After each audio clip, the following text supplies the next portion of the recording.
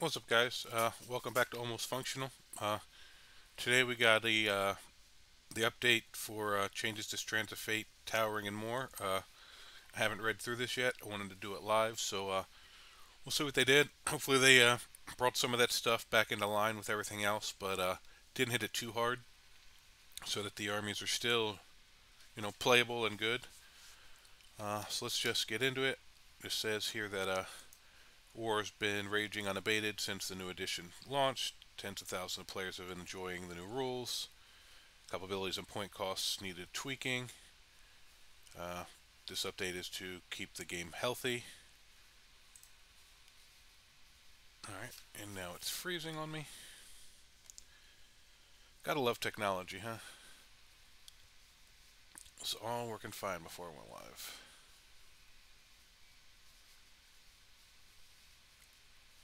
Alright, and there we see the biggest complaint everybody's had.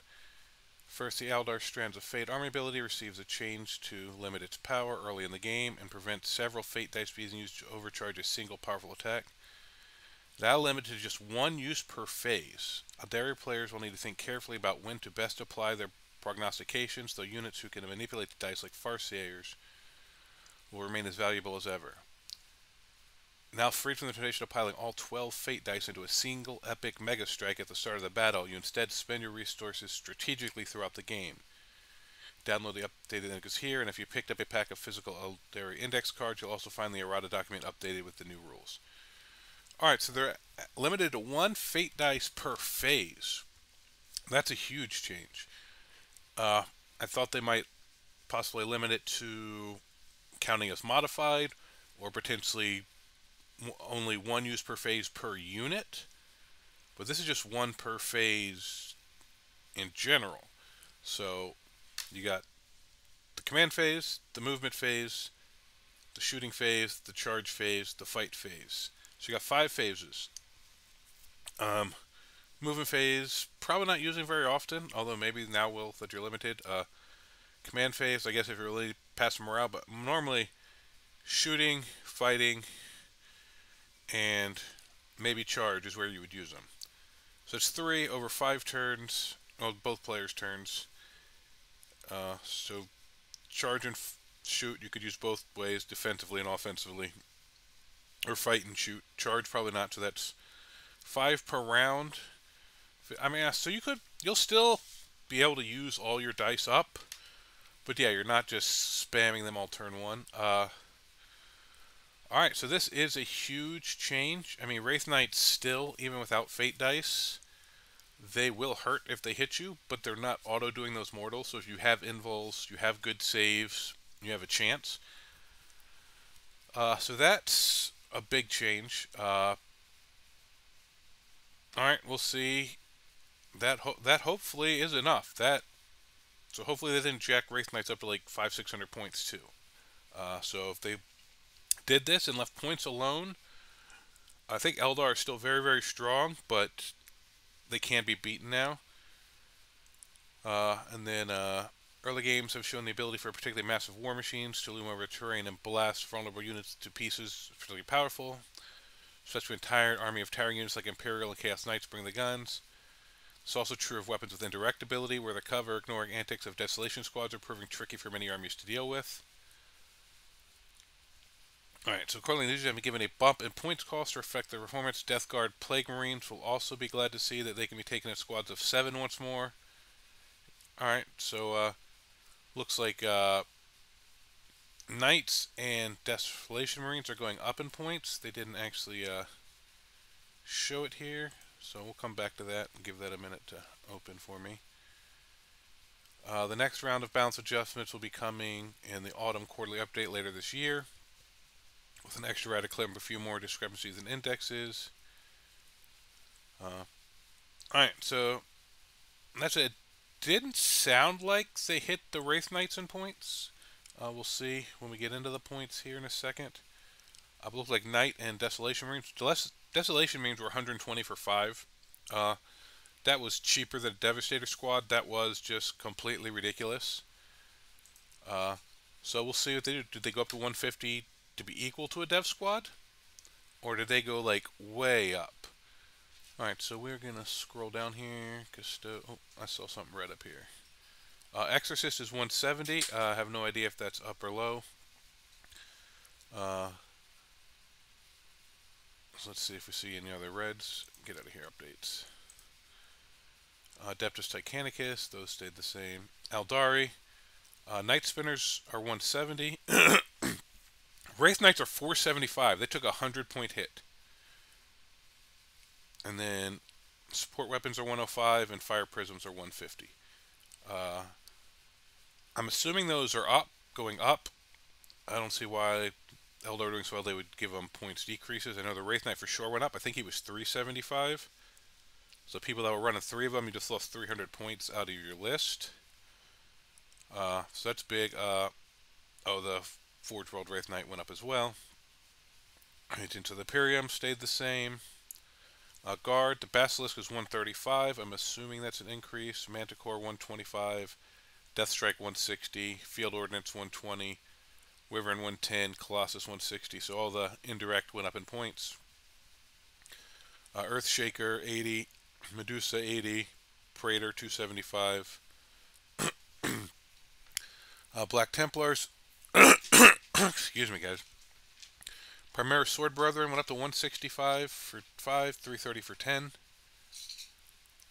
Or changed to. I don't know for certain that went up. But they were talking about, the way they were talking, I believe most of these are increases. Alright, so Knights went up on all the big Knights. The little Knights stayed the same. Chaos Marines, Lord of Skulls went up.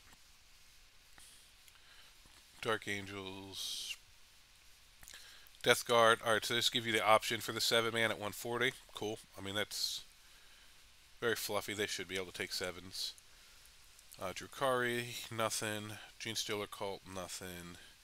Grey Knights, Purgation Squads are 190, and then 320, because they had the ability to interact, so they're a little pricey. I mean, most of Grey Knights already were. Imperial Knights, once again, all the big stuff went up. Your 2 little options stayed the same. Votan, yeah, they were fine. Necrons. The Seraptic Heavy Construct went up to 540. I'm assuming he had Towering. The Monolith has Towering, but looks like it got left alone. That's fine, Monoliths aren't a problem. You weren't really seeing people spamming them. The Morkanaut went up to 350. What about the Gorkanaut? No, because he's more not really shooty. Alright. Marines, here's what we're looking for. Desolation Squads went up to 170 and 340. So it's 50 points for 5, 100 points for 10. So that's probably about where they should be. So I know there's people running 30 of these. You just lost 300 points out of your list. So we'll see how that adjusts that. Whirlwind went up to 150 for 125. I guess that's okay. Did the Thunderfire get touched? No, because yeah, he's not really doing damage. He's just doing his cool little slow people down. I've been running one for that reason, and yeah, it really doesn't kill much. Taunar went up. Oh, Taunar's almost 800 points. Storm Surge is 465. Thousand Suns stayed the same. They're real strong, but with good terrain, you can make them not have line of sight to stuff. So, Biovores went up. Good. Those things are annoying. World Eaters, Lord of Skulls, yeah, went up to 525. And that's it. Yeah, so pretty much all the indirect and towering went up. So Desolation Marines, I know, were the one biggest thing people that played against Marines were complaining about, and Wraith Knights and Towering. So Towering still works the same, but you're just playing more points for it. And then with the fix of Strands of Fate, hopefully that, makes, I mean, nothing's ever going to be perfectly balanced, but hopefully Eldar specific, especially, don't feel just unbeatable, especially if they go first. Like, I built some lists where, like, if I got first turn, I had, like, a 20% chance of winning against Eldar, but, like, 0% chance if they went first. So it's like, when you sit down at the table, you got, like, a 15% chance of possibly winning the game, maybe. And after the first roll, if they win, you know it's 0. So That's hopefully gone. They're still going to hit hard, but people might only bring one or two of them now and have to tech into other stuff. Like fire prisms are still good. But limiting the fate dice to once per phase, that's huge. That really not only limits their offensive capabilities, but you can actually put some other stuff now and they can't just spam Wraith Knights to save, or spam fate dice to make saves on Wraith Knights and fire prisms and stuff. They can save it for your one biggest shot and save it, but then they're eating the rest of your stuff. So that's actually really huge. That's a little harder than I thought they would hit it, but that's probably, we'll see, that may have been the right choice. Hopefully it wasn't an overcorrection. I think possibly one per unit per phase would have been enough, but then still offensively, if you have 3 Wraith Knights, you could still put out 3d6 mortals. So it's still, if it wasn't for the Wraith Knights, they probably could have got away with 1 per phase per unit. But because of the spamming of the Wraith Knights, I think they had to go this way. But that's it. So get some games in. Let's see how the meta starts to shake out. We'll see how this affects the upcoming events. I'm glad they got this out before ATC, like a few weeks before, so now we all have a time to adjust. But that's it for now, and I will see you guys next time.